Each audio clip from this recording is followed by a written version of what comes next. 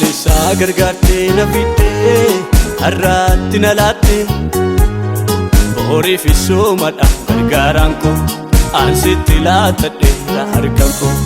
Kaleessa gargaartee na fidee har'aatti na laattee boriif soomadhaaf gargaaraan koo ansitti laatadheera harkaan koo.